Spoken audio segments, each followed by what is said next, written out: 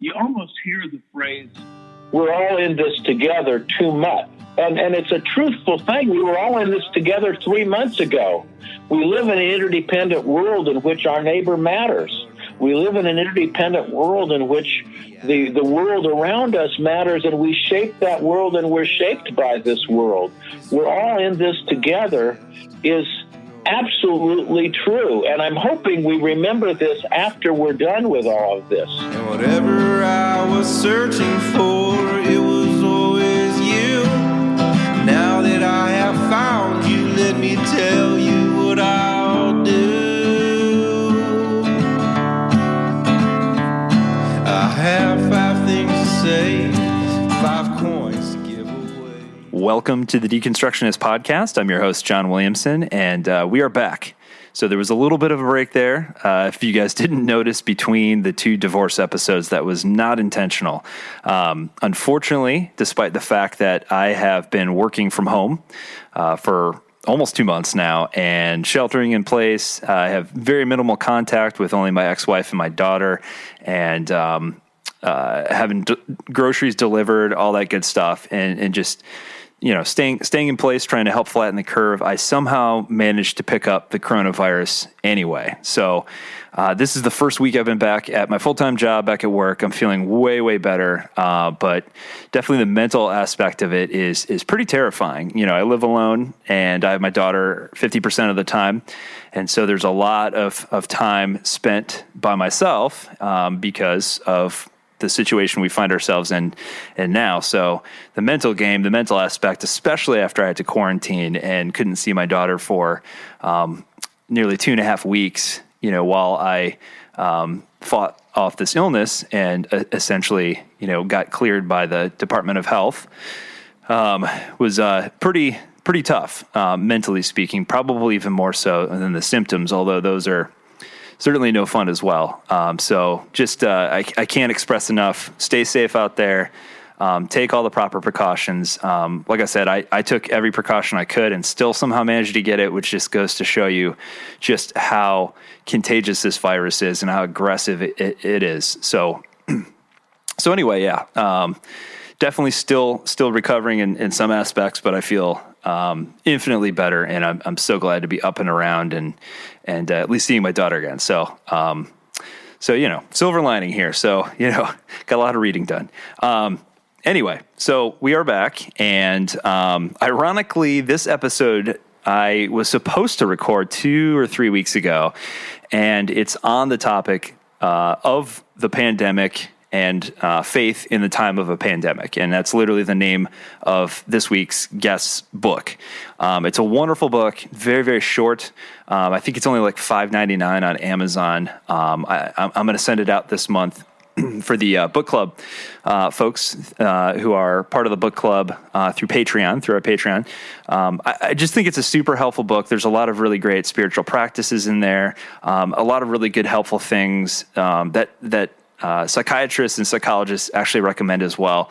Things like, maintaining a routine as much as you can, even from home, that just help you on a psychological level, meditation, things of that nature to try to keep anxiety at bay, which is a very, very easy thing to do. I know if a lot of you out there are like me, it's hard to not see things in the media and things that just make you feel even worse. It's very easy to get sucked into that whole end times kind of thinking, and even if you don't literally believe that, just the idea that there's just so many horrific things going on, just the death count keeps climbing and the amount of cases keeps climbing, and it doesn't seem as if there's a good, solid plan in place, or at least a coherent one, as every state is doing something slightly different, and so it can be pretty scary. And then you add in murder hornets, like as if we needed something more this year, yeah, murder hornets. That's a real thing. If you don't know about it, Google it or maybe don't. But anyway, so it's been an odd year so far, 2020, but this book is very, very helpful because I think it helps, with the anxiety, and it helps to just give you some hope and some practices to help you essentially, find a little hope and find a little silver lining in this kind of new normal that we find ourselves in. So I hope you guys love it. Like I said, I just thoroughly enjoyed speaking with him. The guest, who I haven't named yet, is the Reverend Dr. Bruce Epperly. Fantastic. He's a very prolific writer. He's got a lot of work out there.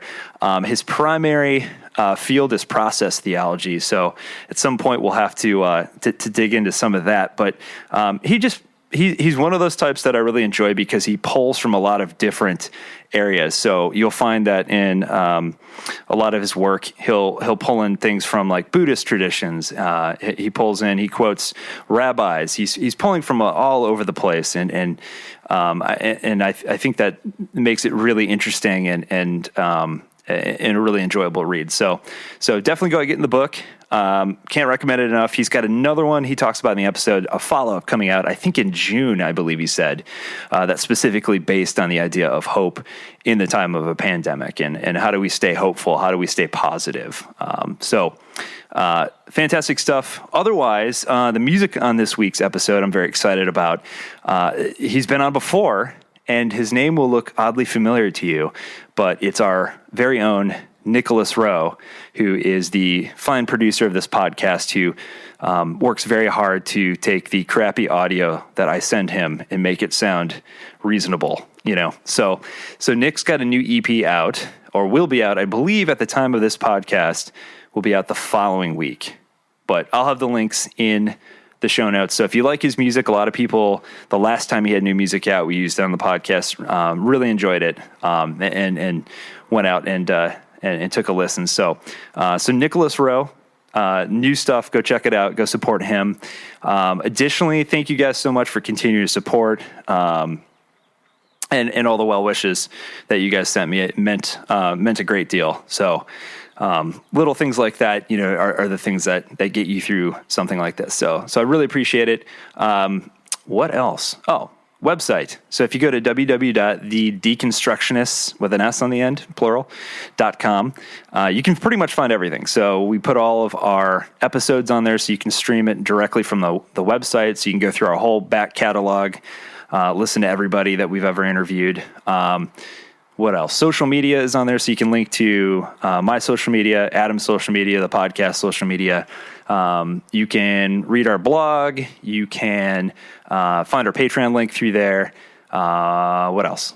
Our web store. So if you want a T-shirt or a sweet pint glass or a coffee mug, there's all sorts of good stuff on there as well. So thank you guys so much for your support.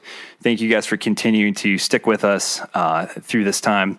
And hopefully, while you're stuck at home, that these episodes are useful and a comfort to you. And we have a ton more episodes that have already been recorded that I have in the can, essentially, that I cannot wait to release. Some fun topics, some interesting topics, hopefully some things that will take your mind off of the stressful times that we are in. So without further ado, let's get to it, and let's talk about the pandemic. Without further ado, Reverend Dr. Bruce Epperly. I can walk away and laugh about it, treat it like a joke, 'cause if it's only just the two of us, that's really all I need. Sometimes I can't remember why I learned to count to 3. Well, welcome to the Deconstructionist podcast. I am super excited to have our guest on today. Bruce Epperly, welcome to the podcast. Thank you so much for taking time out of your day to talk with us. Well, it's a joy to be here today and to try to inject a little hope and reason, a little faith in a time of pandemic. Absolutely. And that really is the heart of this most recent book that you wrote that I think is absolutely wonderful. It's called Faith in a Time of Pandemic, and it could not be more timely. These are truly unprecedented times that I think it's safe to say no one has quite experienced anything like this before.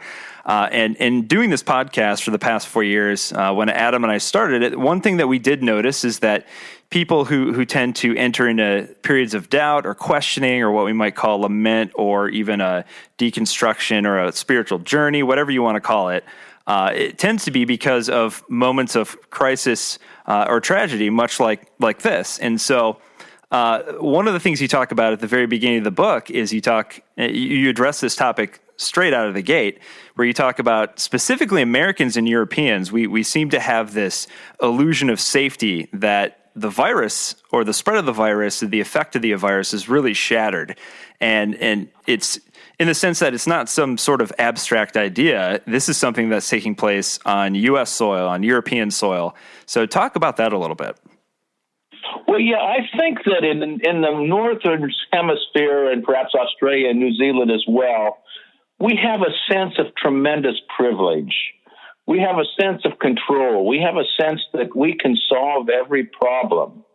And we live good lives, especially those of us who have jobs, who have the ability to shelter in place, who have bank accounts and savings accounts and good retirement plans. We have the illusion that we're in charge of our lives. And I think very much, especially in the United States, there's a sense that nothing can beat us. There's a sense that we are the Romans of our time, that the American empire is from sea to shining sea across the globe, and nothing can stop us. And yet, just a little virus has brought us to our knees. Just a little virus has exposed the weaknesses of our economy, the weaknesses of our justice system, the challenges of our healthcare system. And so people like myself, who pick up our groceries or have them delivered to our houses have to jockey for toilet paper. Who could imagine such a thing? And who have to look around and see if we could get hand sanitizer. And of course, in churches, the pandemic came at, the worst time in the Christian year, you might say, right before Easter. So those of us who were just imagining a future that would go along exactly as we planned it, everything went upside down. And I wrote the book as a theologian. I'm a theological writer. I'm involved in spiritual movements. I'm also the pastor of a church, not to mention as a father and grandfather. And so I'm dealing, a husband. I wrote that on all these levels, seeing how this pandemic has thrown everything upside down for us in all so many ways.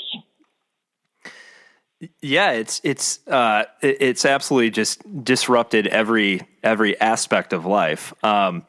So one of the things that I love about your book, though, is you talk about ways that, despite the fact that this virus has completely disrupted any sense of normalcy that we're used to, that we appreciate here, you've talked about a lot of different practices to help stay, for lack of a better word, sane or calm while sheltering in place and having very minimal human contact. I know I myself live alone. I have my daughter 50% of the time, and so for the most part, most of my human interaction has been via things like Skype and Zoom. So meditation has actually been a big help for me, a big calming factor for me, a practice that has been very healthy for me. And you talk about something similar in the book. You talk about this Celtic practice called if I'm pronouncing this correctly, the Kame or encircling. Yes. I think spiritual practices are essential in this time. And of course, there's a variety of practices appropriate to a person's personality type or religious background or faith perspective or Enneagram type or whatever you want to say. But the Celtic Kame is one that really strikes me. It's basically an encircling. Some people suggest that it may even have been related to the prayer of St. Patrick. Christ above me, Christ below me, Christ to my right, Christ to my left. And you draw a circle around yourself. You draw a circle around yourself to assume that the most important things in your life are in God's hands. Now, these sort of practices like the Celtic Kame gain credibility because these practices came from a hardscrabble people, a people that often faced conflict, a people whose life was not often always easy, and yet they felt the certainty of God's presence, that God was with them, that God would not necessarily protect them from the slings and arrows of faith, they didn't have the sort of Christian exceptionalism that you see among pastors who want to fling open the doors of their church regardless of the consequences. But they had a sense that the deeper issues of their lives were in God's hands, or as the Apostle Paul would say, whether we live or die, we're in God's care. And that's what I practice pretty well daily. All of us in many ways, John, are monastics these days.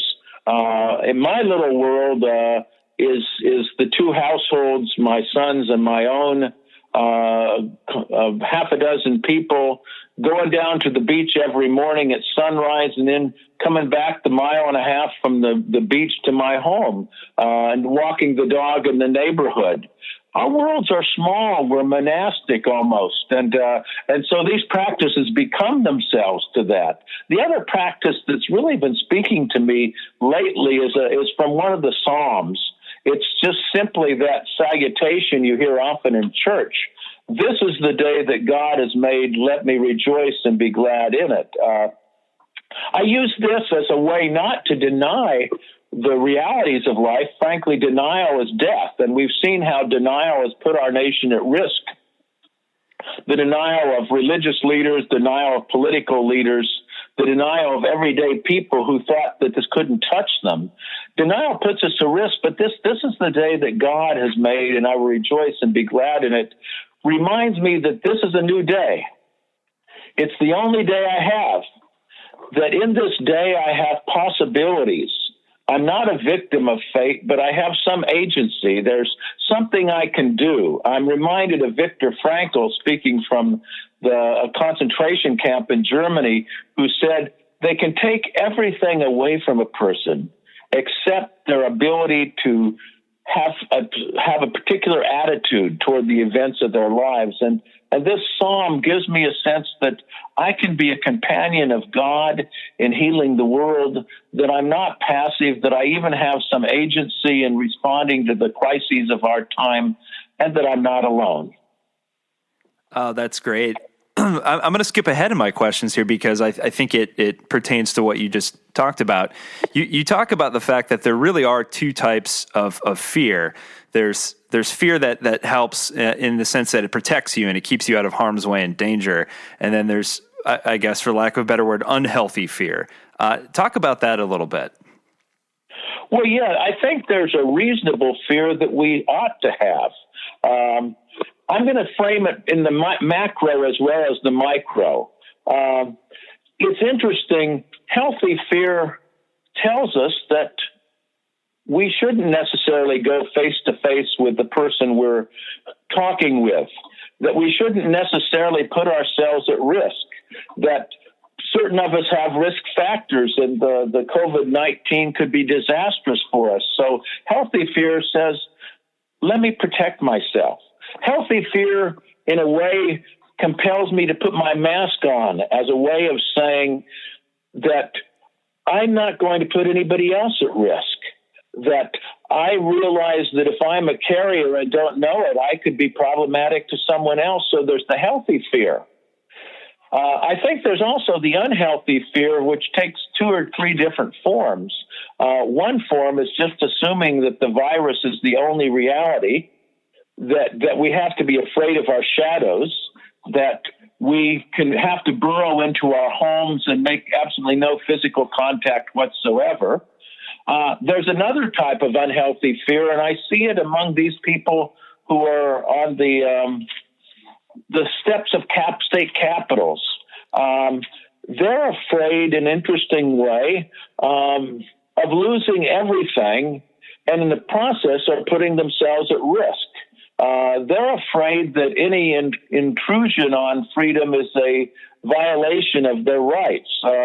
And there's a fear there as well. There's a fear of the other. There's a fear of people different than them. I think a healthy fear is grounded in the saying that I've heard throughout my life that courage is fear that has said its prayers. And I've been reading, each morning we have morning prayer at our church on Zoom, and just a handful of people show up for it. It's a faithful 2 or 3. And throughout this time, our anchor passage has been Psalm 23 as being one we read each day. And, you know, that Psalm 23, the Lord is my shepherd, I shall not want, talks about the dark valley. It talks about enemies around you. And yet it's a psalm of courage because it says that because God is with me, I'm dwelling in God's house, I don't have to be afraid of being afraid. You know, as a person of my late 60s with a couple risk factors, a little bit of fear is a good thing. A little bit of fear says I'm going to wash my hands. A little bit of fear says I'm going to wear a mask. A little bit of fear says I'm not going to just pick up anything I see on the street. But I'm also not going to let go of the need to be faithful to God, faithful to others, and to do what I can to be God's companion in healing the world. I'm going to wake up in the morning believing this is a new day and I can do something beautiful for God. Yeah. Talk about, because the book kind of goes from talking about, as you said, and I love that quote, by the way, don't be afraid of being afraid. You relate it to this, you do this great job of relating it to the story of Jesus and the disciples in the boat in the Gospel of Mark. And you talk about 3 miracles in the story that we can kind of lean on. I would love for you to expand on that. Well, yes, and it's a wonderful story, and I really, you know, some people who know much more about mythology and dream interpretation than I do would suggest that the boat is one of those symbols of the soul or the human person. And so the disciples, very much like us, are sailing across the Sea of Galilee. They've had a successful journey. They're just enjoying the day, and all of a sudden there comes a storm out of nowhere. And they're utterly overwhelmed by it. We're sinking. We're losing everything. Help. And then one of them realizes that Jesus is in the boat with them. One of them realizes Jesus is in the boat with them, and all of a sudden, probably a light goes on. The storm, I believe, is still going on, and the waves are battering against the boat, and yet they recognize Jesus is with them and beginning to feel that they're going to be all right, that they're safe, that nothing is going to harm them ultimately. And then they cry out to Jesus. They reach out to Jesus, and reaching out to God in a time of crisis itself is a miraculous act, because oftentimes in a time of crisis, we just simply circle the wagons and focus only on what we're afraid of. And then Jesus says, "Peace, be still." And the peace that he gives them is, first of all, the inner peace. It's the inner peace of realizing that nothing can separate them from the love of God, that in the midst of the storm, God is with us, that they will not sink. And then the storm subsides. Now, this is our world right now, and we're definitely afraid. We're definitely in the midst of the storm. We don't know if we're going to survive. But we turn to Jesus, and I'm not talking about some form of individual self-interested salvation. We turn to Jesus, and we realize we're not alone. I'm one of these preachers who writer and preacher both, who works way in advance. I realize life is always going to throw me a curve. So Murphy's Law is always somewhere at work in the world. And so I always work in advance. And this afternoon, while the boys were out playing, my grandchildren were out playing in the backyard, I looked at the passage for Trinity Sunday, June 7th. And the last words of Matthew's gospel, "Lo, I am with you always. Lo, I am with you always, even until the end." And I think that gives you a sense of how the disciples feel. I mean, there also were a little like a corresponding story, of course, John, is Peter walking on the water. And when he keeps his eyes on Jesus, he's able to do the impossible. When he turns from Jesus, he sinks into the ocean. And so there is a sense of holding on to God and doing as, mainly remembering that your source of strength is bigger than you. I wrote them all into my love songs, and I played them one by one. Every hopeful declaration of a paperback book of love, it was so genuine and real as it came pouring out. The thing that I really identified with, too, I think in this section of the book is this idea of the calm in the midst of the storm, so to speak. And for me, I found that oftentimes in this situation, it's been my relationships have actually benefited from the fact that there are less distractions. I can't go out and do the things I normally am able to do. And so, when I'm with my daughter, we can't go to the park. We can't go do certain things. So the attention that she gets from me is probably a lot better. And, and the times that we spent together have just been a lot, the quality time has just been a lot better. And it's just been really the silver lining for me, And I think that's a powerful witness because, the reality is that for some of us, we've come to realize what's most important in life. We've come to realize that maybe 3 hours on Facebook is not as important as some other things in our lives. We've come to realize that the people around us that we can talk to on the phone or FaceTime or Zoom are important to us, and that we don't get caught up. The crisis has a way of focusing on what's important. It has a way of saying, this is good. This is what really matters. I think it's Rabbi Kushner in one of his books says that no one on their deathbed regrets missing a meeting. Uh-huh. And that if you'd ask people, most of us would say, what's most important in your life? Well, it's health and family. It's my spiritual life. It's my care for justice. And yet a lot of our lifestyles betray that. A lot of our lifestyles say, see you later, Jack.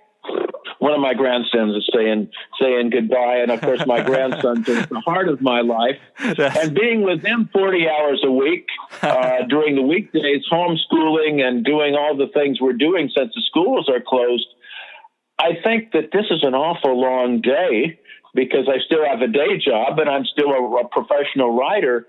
But these boys, maybe years from now, will think of these times as the times where we really gelled as a family. And their mom and dad, who are very active professionals, very competent people, are both working at home and thankfully spending more time than usual with them as well. I think the good news of this is that people who have values or who learn they have values are going to grow together. Lord knows we have to be patient with each other because, of course, the pandemic has caused a great deal of stress for almost everyone. And we haven't anticipated that we would ever be in a situation like this. And we didn't anticipate and can't anticipate where it's going. So there's a lot of stress.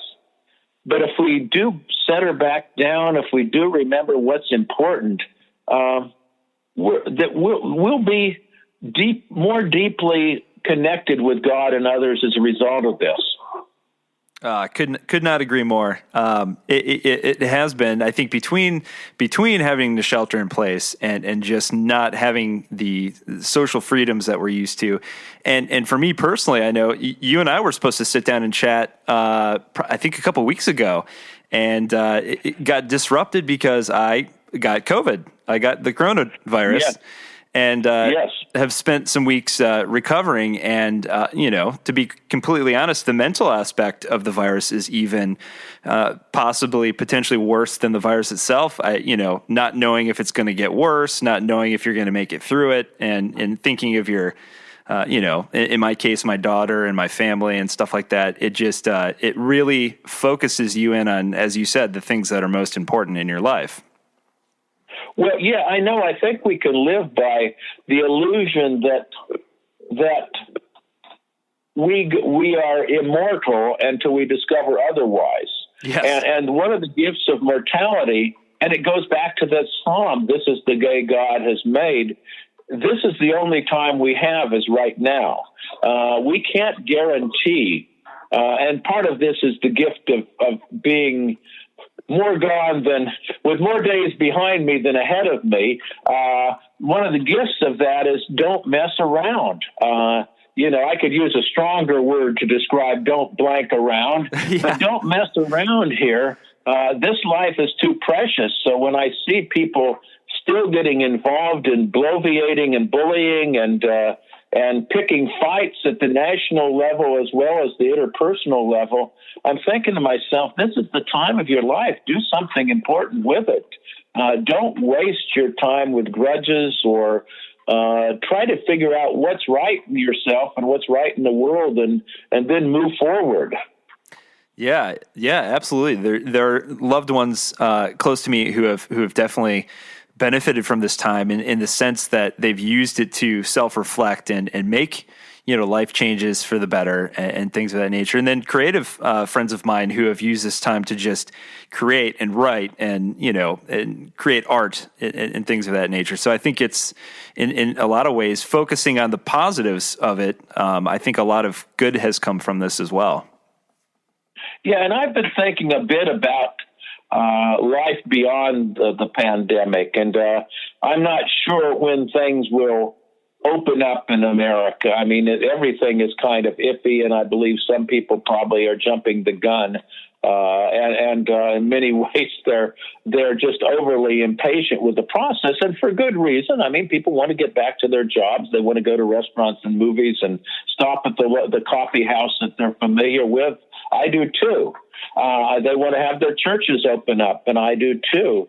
But I hope that we've learned something from this and realizing that human life is such that we often forget our greatest lessons. But there are a couple of these mottos that to me have come across as being really important this time. You almost hear the phrase, "We're all in this together" too much.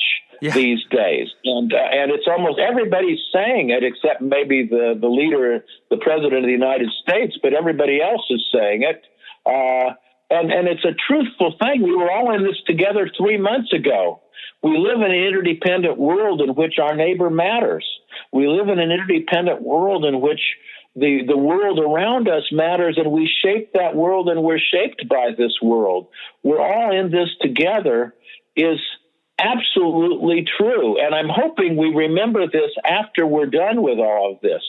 I hope this little holiday we've given the planet, the skies are bluer, the waters are cleaner, the air is cleaner because we're not going out as much. I hope that we realize that we can making an impact on the environment, that we are shaping it, and we need to get ready for the next pandemic, which is really the climate change one.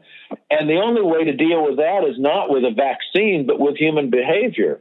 We're all in this together for me also means we have to realize that the humblest among us matter.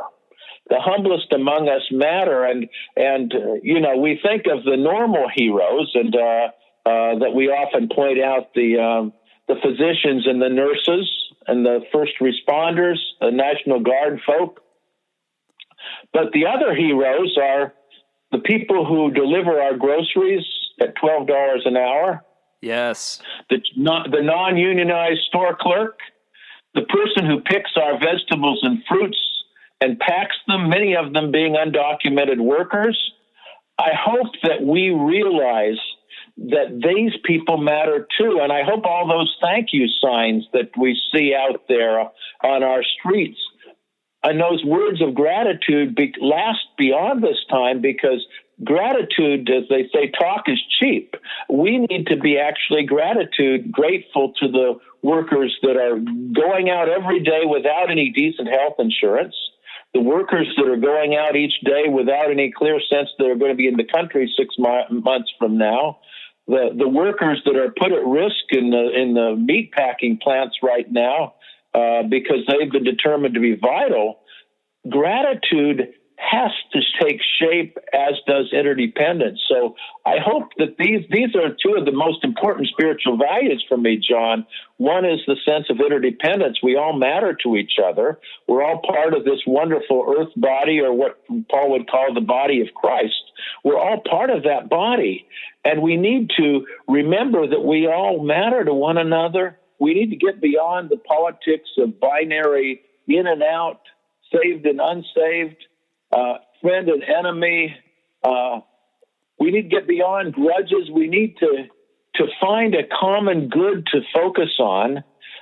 We need also to live by the politics of gratitude, which means that everyone can make a difference, and we need to thank people in ways that are tangible as well as verbal.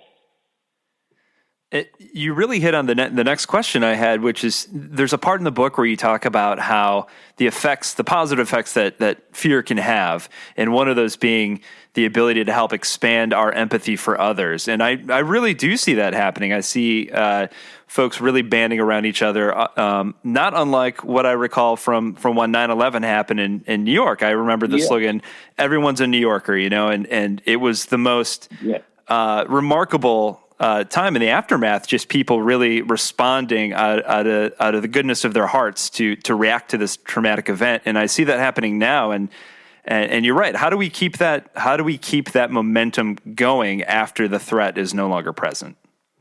Because, and then that really is the threat. The reality of our common humanity is that we all are living as mortals in this moment in time on this little planet.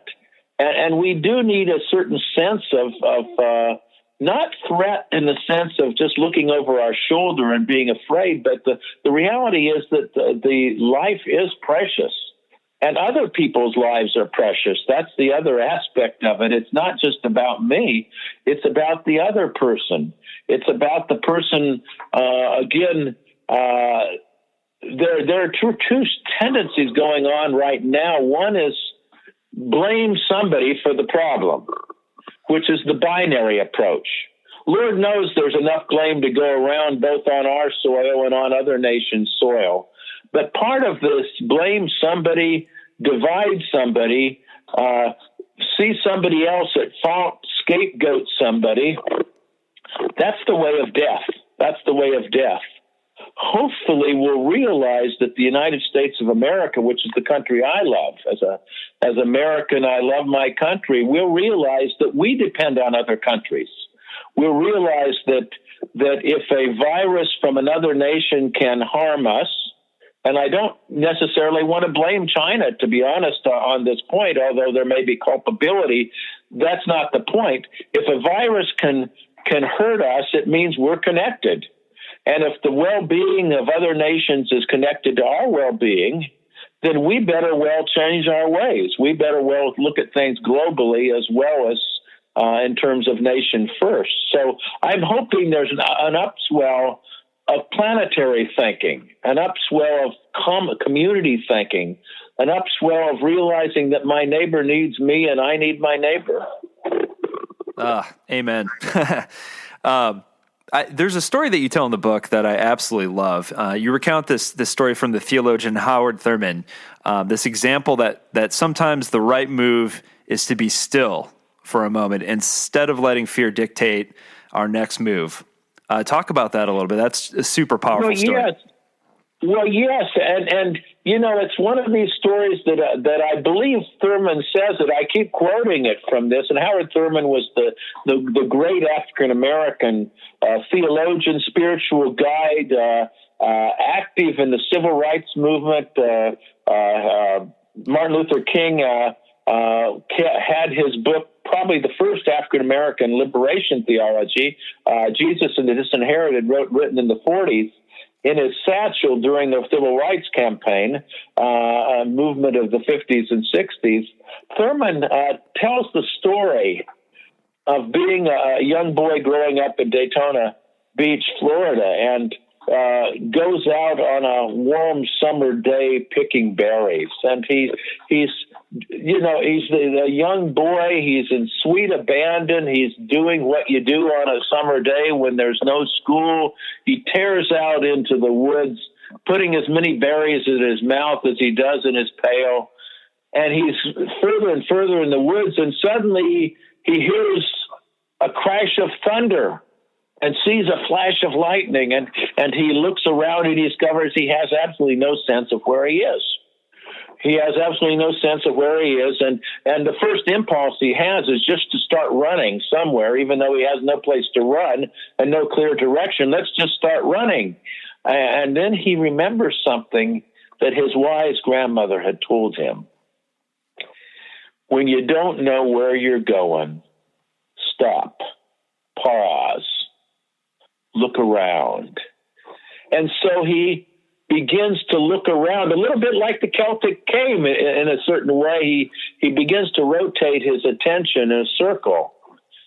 And it's dark because of the great storm, but yet periodically there's a lightning flash that illuminates things. And he finally, as he looks around, sees something familiar. And he walks toward it. And there's another flash, and he walks toward some more familiar. He walks toward some more familiar. He walks toward some more till he finds his way on the familiar path that leads him home. And I think for that, there's two things that really strike me about that. One is when you're tempted to panic, slow down and take some breaths. One of my personal teachers, I did get to know Howard Thurman a little bit, and I actually have a book that someday will come out from the Friends United Press, Prophetic Healing. It's about the contemplative activism of Howard Thurman. But another one of my mentors, Alan Armstrong Hunter, taught a prayer: I breathe the Spirit deeply in and blow it thankfully out again. And of course, many Christians have also found solace in the pausing, the mindfulness teachings of the Thich Nhat Hanh. You know, breathing in, I feel calm. Breathing out, I smile. There's something to be said for pausing and not rushing around and not trying to solve the problem immediately till you know what the problem is and you know some first step to solving it. The second aspect of this is that the lightning, the storm itself, has the seeds of the future in it.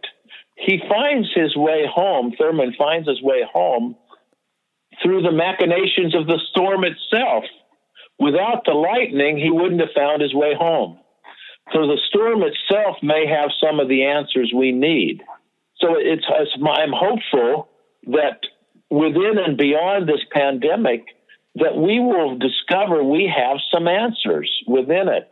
We'll discover that it has had a wisdom. It wasn't a wisdom that was foreordained by God. It wasn't divine punishment for homosexuality. It wasn't divine punishment for other sorts of issues. It's not a sign of the second coming, but that within this storm, there's a wisdom that we can find that will help us for the future beyond it.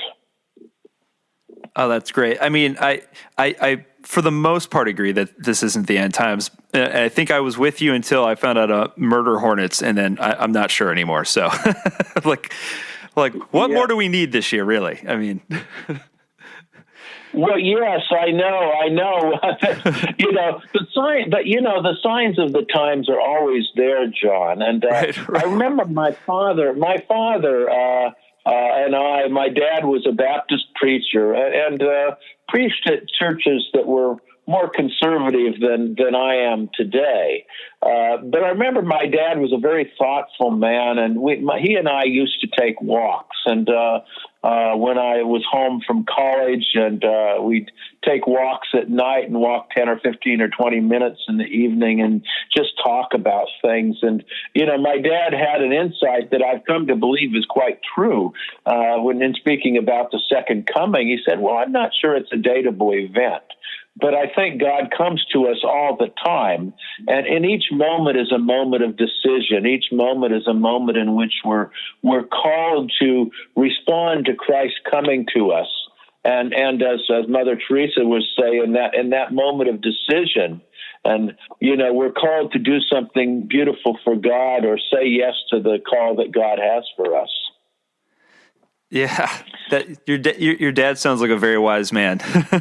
He was a wonderful man. I mean, in many ways, I've took a different path from him, but as I've gotten older, I've come to appreciate the power of evangelical faith when it's rooted in a personal relationship with God that's not a binary one. When it's rooted in a personal relationship with God, with Jesus, that enlivens you, that makes the world wider rather than smaller. And, I think that one of the challenges for people who call themselves progressive is to recognize that there's much wisdom in the Pentecostal movements. There's much wisdom in the authentic evangelical Christianity. There's much wisdom in those who are seekers and haven't found a home. And I think that for me, the evangelical spirit is the sense that God does come to us personally in the context of the world in which we live and asks us questions about what kind of person we're going to be and what difference we'll make in the world today and in the long run. Naked trees and blowing wind. Winter night has come again. And I got this feeling deep inside. All my mistakes have... Oh man, yeah. I want to take a step back for a moment though, because there's a section at the beginning of the book that I would be remiss if we didn't mention, because it fits so well with what we do with this podcast, and it's literally, and this is how you got me with your book. It was chapter 1, paragraph 1, where you recount a story about Madeline, and I'm probably going to mess up the pronunciation of her last name. Madeline Langlo. Yes. And Paul Tillich as well, who's another one of our favorites, where you recount the role of the role of doubt within faith, and how it's not a negative thing at all. It's a natural, essential part of faith. And then you also tie that into fear, also being an essential having an essential role as well. Talk about that. I think that's a super profound moment in the book. Well, yes, and if I forget fear, remind me about it. Sometimes a speaker gets so caught up in the one point that they forget the second. So I'm counting on you, John. But I think that for me, coming from a Baptist background, and I honor that. I reclaimed it later in life. I mean, I reclaimed it as part of my heritage, and I wouldn't be here if I hadn't been there. So I'm sort of a gentle deconstructionist, I suppose you would say. I believe that you use the materials of the past to build new homes to live in, theologically and spiritually. But as a college student, I pretty well, and even in high school, I'd rejected the faith that I'd grown up in. It was too narrow. It wasn't necessarily my dad's faith. It was the faith of the church that he represented. It was too narrow. It was too binary. It was too clear about things. And I really didn't know if I could call myself a Christian anymore.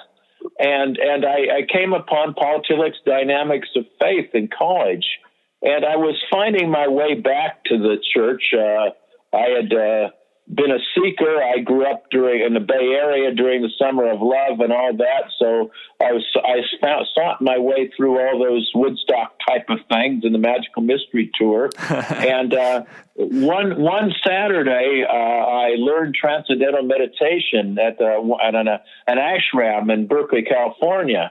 And I came back and, decided I need to start going back to church again. And I found a church that was another Baptist church, but it was very progressive Baptist type of church. And I found at the same time, maybe it was from the pastor there. I mean, having a good pastor can change your life. Who found Paul Tillich's Dynamics of Faith, and when I read Tillich and he said, doubt is part of faith. You don't need to doubt that you have faith. But but the doubt itself in terms of the objects of your faith, that really told me I could still be a Christian, that I didn't need to believe in some of the things that I'd grown up in to be a Christian. that I didn't need to be absolutely clear about who's saved and who isn't saved. I didn't need to be absolutely clear about the Genesis stories or those sort of things, or the nature of salvation, or what really happened on Easter Sunday. I happen to believe in the resurrection, but probably not the way I learned it, but the way I've come to learn it. But I didn't have to believe that to be faithful to God. And that made a big difference to me. And of course, now, after 40-some years now in this pathway of being a religion major, a seminary student, a graduate student, a professor, an administrator, a pastor, writer for 40-some years, I still recognize that the universe is much larger than I can imagine, and that in a universe of a billion galaxies, we can have faith in God, but we don't need to worry about having all the answers. And we don't need to worry about claiming that ours is the only path. The good Lord may very well have walked paths on other planets and looking a little bit more like a Star Wars creature than a human being. And we have to trust that. And so Madeleine Engels has asked this question. I think she was actually at Wheaton College, a good bastion of fundamental Christianity. And she'd given a talk there because they respected her there at Wheaton. And so a young woman said, "Do you believe in God without any doubts?" And she said, "I believe in God with all my doubts." And I found that especially liberating. And because as a pastor, I've been a pastor for 40 years, and I've spent my life, 20 years of those were as a university chaplain and professor at Georgetown University. And the other 20 years I've spent being a congregational pastor and also a professor at seminaries. People will come into my study and say, "I don't know if I'm a Christian anymore. I don't know if I'm a Christian anymore." And some will come in with the saying, "I just can't believe what I was raised with anymore." Or somebody will say, in this next hour, somebody will come in and will say, this Christian faith is far too masculine oriented. I can't believe in the Father God anymore. You know, they're coming from two opposite directions. And I'll ask them the question, well, you know, is God still important to you? Is Jesus still important to you? And they say, "Yeah, God is important to me." And I said, "Well, I think you can leave the small details to God. You know, don't let your don't let your doubt get in the way of the faith you have." And the same applies to fear. You know, one of the things I've discovered or rediscovered, I knew it all along, but sometimes it's a little bit like that verse in the Bible you've read all your life, and all of a sudden you read it and saw it with new eyes. I knew intellectually that virtually every book in the Bible was written in a time of crisis. There really isn't a lot of smooth sailing in the Bible. You know, whether you're talking about Job or Jonah, yeah, whether you're talking about the folks in Acts of the Apostles getting arrested, you know, every third week they're in jail, whether you're talking about Ruth, the alien who's going to starve unless she finds a good husband, whether you talk about Esther, whose people are going to be the victims of genocide, and not to mention the prophetic books when the country's history is in the balance, or Daniel, where the Belshazzar empire is tottering. You know, these books were written in difficult times, and surely the people were afraid. Surely the people felt natural fear for their own well-being and didn't want their lives snuffed out early. They, like myself, you know, have a reason to wake up in the morning. I have a reason to wake up every morning because I'm pastoring a church online and they're counting on me. I have a reason to wake up every morning because I've got grandchildren who need me. I have a mission as a writer, as a teacher. And sometimes I'm afraid of losing that. And then I have to just simply, you know, trust that you know, if I go down, God will still be existing. If I go down, I'm still in God's hands. If I don't make it through this or any other trial, I have to trust that God has the final word for the people I love, for my church, and for the planet. And it's not a preordained word. It's more the sense that God keeps working in everything for good. And that I have to trust that, even with all the fears that I have for my own well-being at times, I have to trust that. Because God embraces our fears, our doubts. The worst thing we can do in our life of faith is to deny our humanity. The worst thing we can do is to deny the threat. On the macro level, part of the mess we're in the country is a result of denial by our nation's leaders. And had we been smarter, had we realized we were at risk, we might have a different situation right now. And I believe there's a good deal of denial still going on among those pastors who just must open their church doors. And I think that it takes a good deal of faith not to open your church door right now and to trust that God is with you, even though the budget's hurting a little bit, that God is with you, even if the doors are shuttered, that God's just as present on Zoom or Facebook streaming as God was when you meet in the sanctuary. Even if you can't see it, God's there. I love that. Yeah, it's been interesting to watch, based on the fact that each state kind of has their own process for dealing with this, just how certain churches have handled this crisis. I know my dad's dealing with that on his end. You know, he's getting some pressure, I would say, to reopen, and it's like, at what cost, though? You know, at what cost? We're on new levels, and that's for a whole other conversation. Maybe a month or two, we'll have an idea of how to open a church again. Yeah, in a way that's safe. Because I've been pondering this with our church leadership about, well, you know, if we're supposed to keep a 6-foot distance, how many can we have in the sanctuary? And how do we seat people? And what do we do about the collection plate? And do we sing hymns in church because of do we require people to wear masks in church? I mean, we have been compelled to think about things that in our privilege we couldn't have imagined happening. And it's good for us to think about this. And we've also been compelled to recognize that the reality of the church is not bound to the building. As much as I love our 200-plus-year-old building, a white pilgrim type of structure about a half a mile from the ocean, much as I love that, the real life of the church is in the sanctuary and outside the sanctuary. And the real life of the church is out in the world as well as in our familiar places. And we will discover with Jacob, who upon awakening from a dream says, God was in this place and I did not know it. Mm. One of the things that I really particularly enjoyed in the book is you talk about the importance of a regular routine, or a regular schedule in times of crisis, and how that relates to regularity in our spiritual lives. Talk about that a little bit. Well, yeah, I mean, I think in a good life, and a good relationship, and a good life, and probably just the nature of the universe itself requires a sort of a good balance between order and novelty.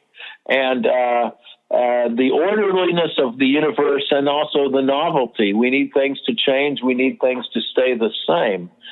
One of the things that I think psychologists have told us, and spiritual guides as well, is that we need some sort of structures that are healthy, structures of the spirit, structures of relationships. Even though these days I don't have to wear pants these days, except when I go down to the beach. I put on my sweatshirt and pants.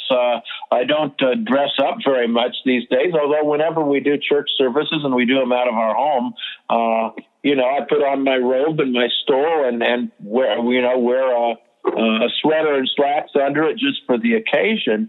But there's something to be said for a certain routine. It's a little bit like the monastic hours. The monasteries, invited people to pray 5 to 7 times a day and to reach out to God in prayer about every 3 to 4 hours a day. And I think something similar to that is helpful now.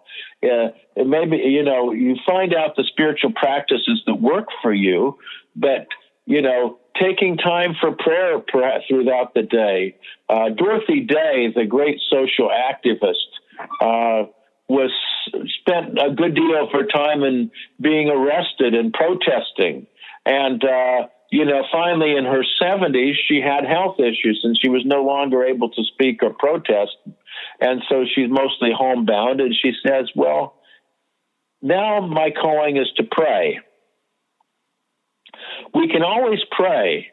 We can always reach out. We can always take time for silence.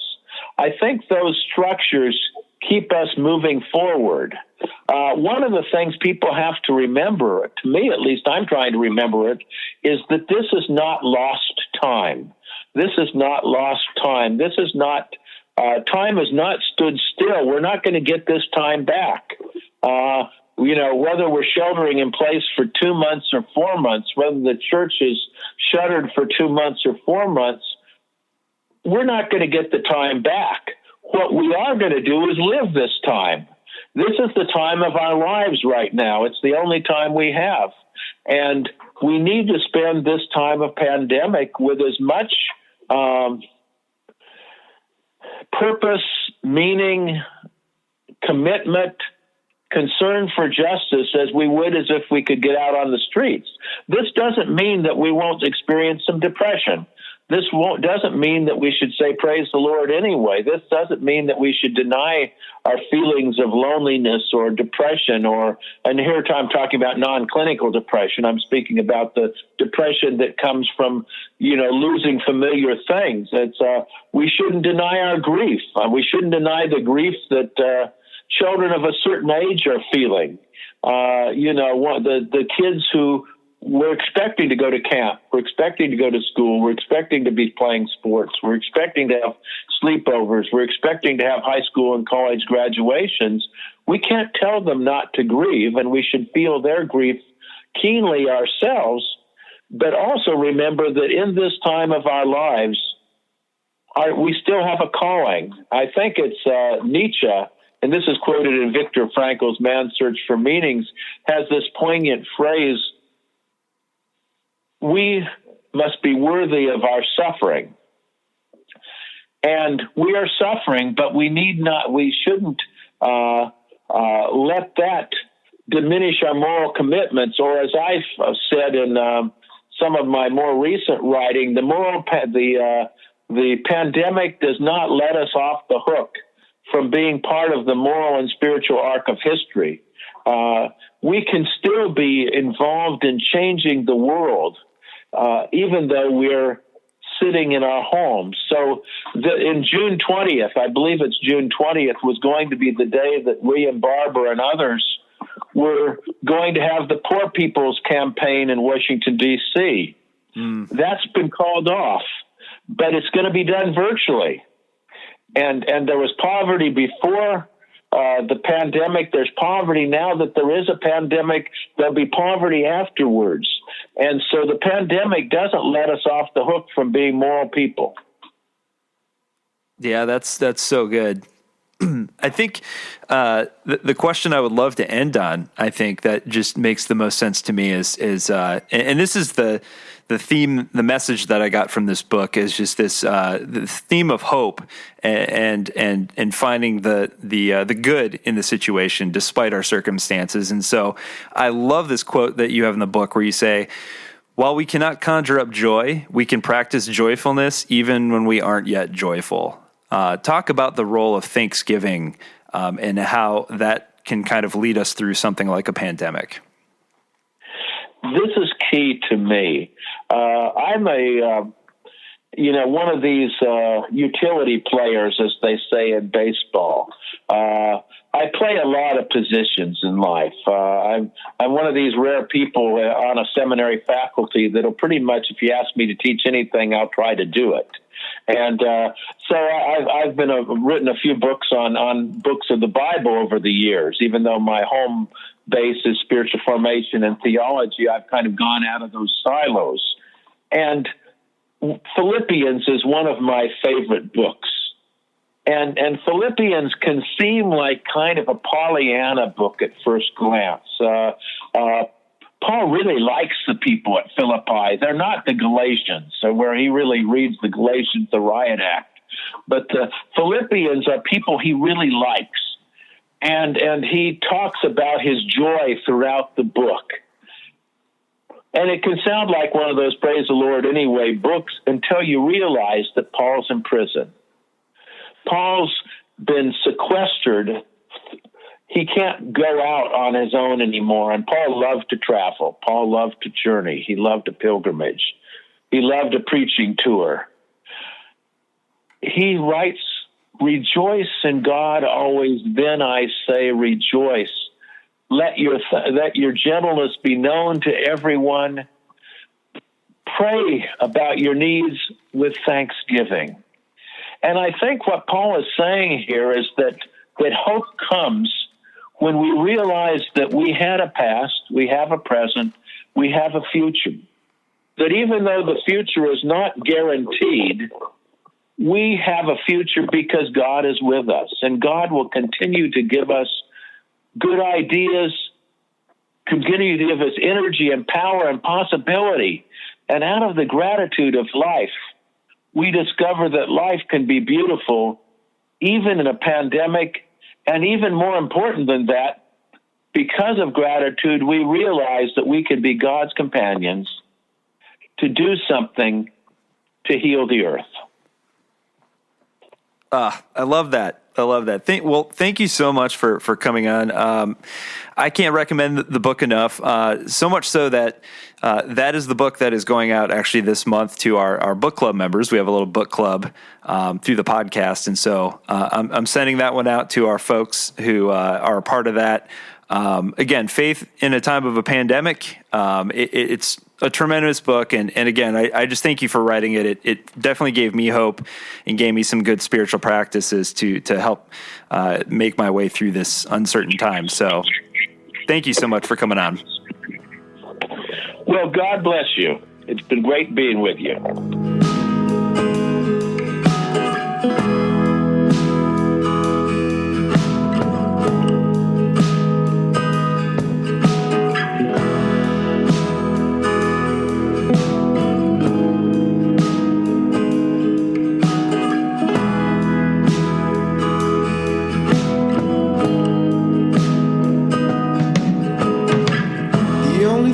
I truly own is this heart inside my chest. And so I like to keep it locked and hidden underneath my vest. 'Cause I've been hurt before. Don't you leave me in Chicago. What did you come here for if you won't be here tomorrow? My voice is quiet, baby, but my heart is so loud.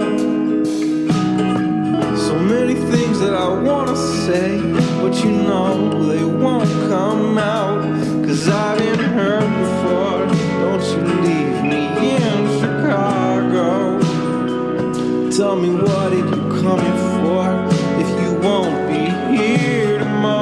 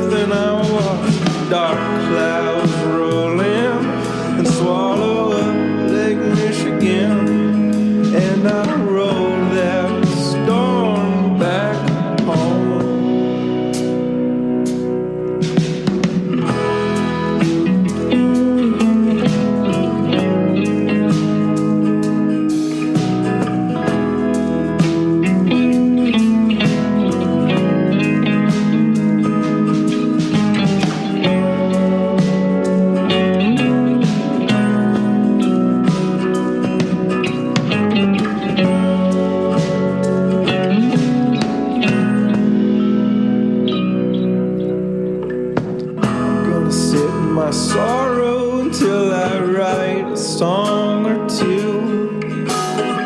I'm gonna sit in silence until I can finally hear the truth. 'Cause I've been hurt